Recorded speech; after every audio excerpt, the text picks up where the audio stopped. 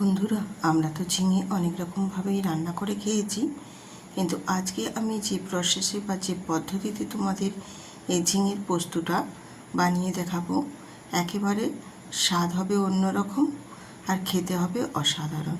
যার স্বাদ 10 দিন মুখে লেগে থাকলেও এই স্বাদ ভোলা যাবে না, এতটাই টেস্টি এবং দুর্দান্ত হয়। তো কথা না বাড়িয়ে চলে যাব মূল প্রসেসে। আমি ঝিঙেটা অফ ক্যামেরায় কেটে নিয়েছি, আর ঝিঙেটাকে একটু এইরকমভাবে বড় বড় করেই কেটে নিয়েছি। আর একটু আধটু খোসা থাকলেও কোনো অসুবিধে নেই, খেতেও যেমনি ভালো লাগবে, দেখতেও বেশ সুন্দর লাগবে। ঝিঙেটা আমি কেটে পরিষ্কার করে ধুয়ে একবারে জলটা ঝরিয়ে নিয়েছি। এরপর চলে যাব রান্নাতে। আমি চলে এসেছি গ্যাসটা অন করে একটা কড়াই বসিয়ে দিয়েছি, আর কড়াইয়ে দিয়ে দিয়েছি সর্ষের তেল। তো অবশ্য যে কোনো পোস্ত রান্না সর্ষের তেলে করলেই তার স্বাদটা হয় আরও দ্বিগুণ। তার জন্য আমি সর্ষের তেলেই পোস্তটা বানিয়ে নেওয়ার চেষ্টা করছি। সর্ষের তেলটা দেখো বেশ ভালো মতো একটু গরম করে নেওয়ার পর আমি এখানে একটা পেঁয়াজের কুচো দিয়েছি, আর পেঁয়াজটা হালকা করে ভাজবো, খুব বেশি নাড়াচাড়া করে ভাজবো না।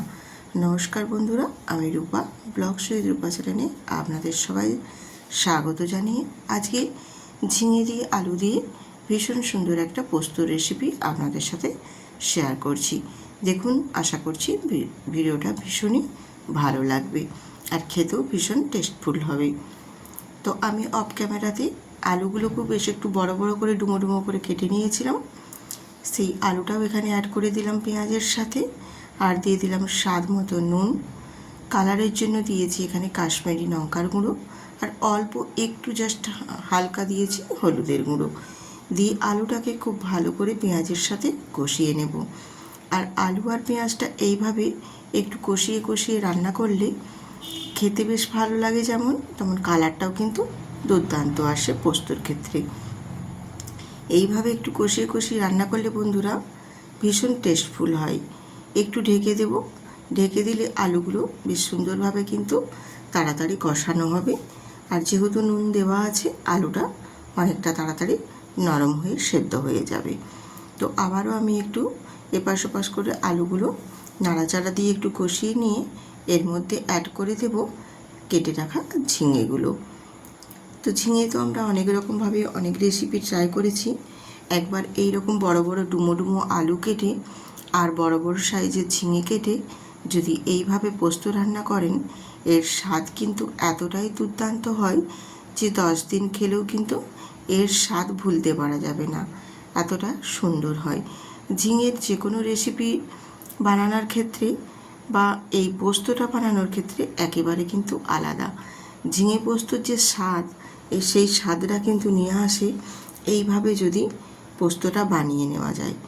এর স্বাদ এত সুন্দর হবে যে বাড়িতে গেস্ট আসলেও তাদেরকেও আপনারা যদি বানিয়ে পরিবেশন করেন, সেক্ষেত্রেও কিন্তু একটা দুর্দান্ত রেসিপি শেয়ার করবেন বা বন্ধুদের সাথেও শেয়ার করবেন। ভীষণই সুন্দর।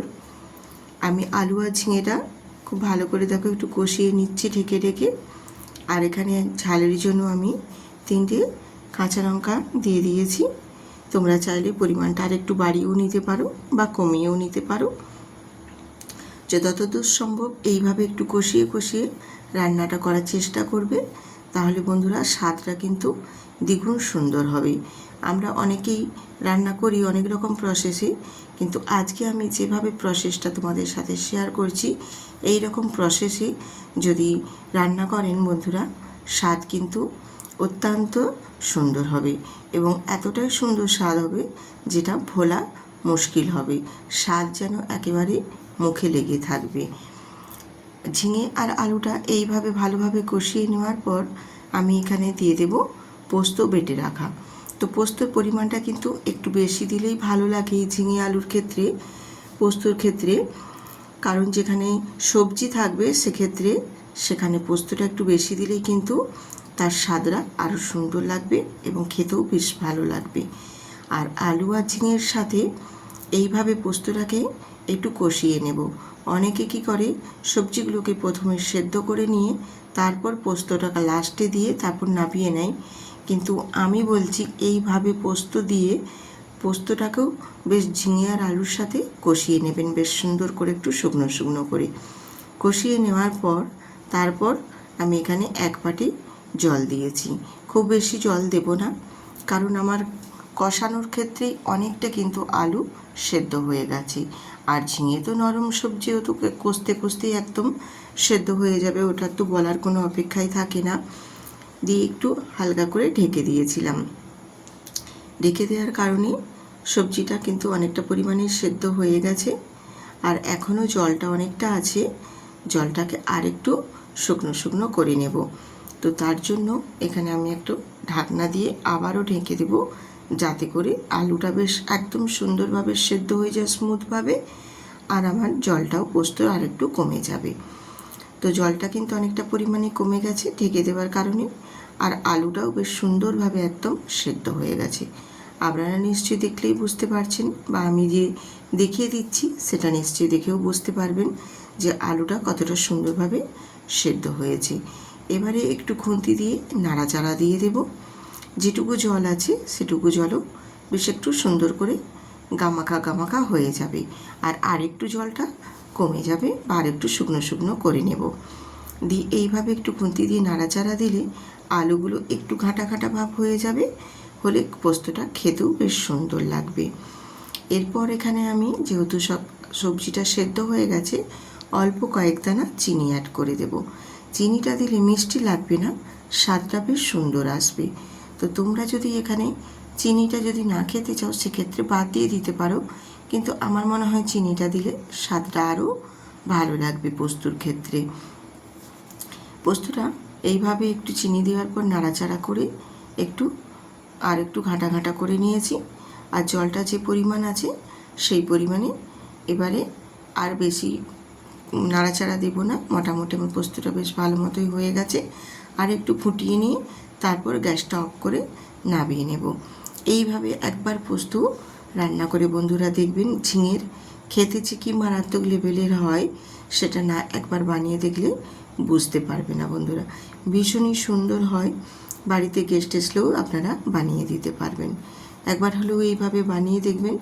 যদি ভালো লাগে তাহলে কমেন্ট বক্সে এসে কমেন্ট করতে ভুলবেন না। আর নতুন নতুন বন্ধুরা সাবস্ক্রাইব করে বেল আইকনটি প্রেস করতেও ভুলবেন না। এইভাবে আমার পাশে থাকবেন এবং কমেন্ট করে জানাবেন। আগামী আরও আমি আপনাদের সাথে নিত্য নতুন আরও সুন্দর সুন্দর অনেক রেসিপি শেয়ার করব। আপনাদের মতামত জানাবেন, আপনারা কোন কোন রেসিপি দেখতে চাইছেন সেটাও কমেন্ট করে জানাবেন। পরবর্তী ভিডিওতে আপনারা আমাদের পছন্দ মতো রেসিপি আপনাদের সাথে শেয়ার করব। আজ এখানেই শেষ করছি, টাটা।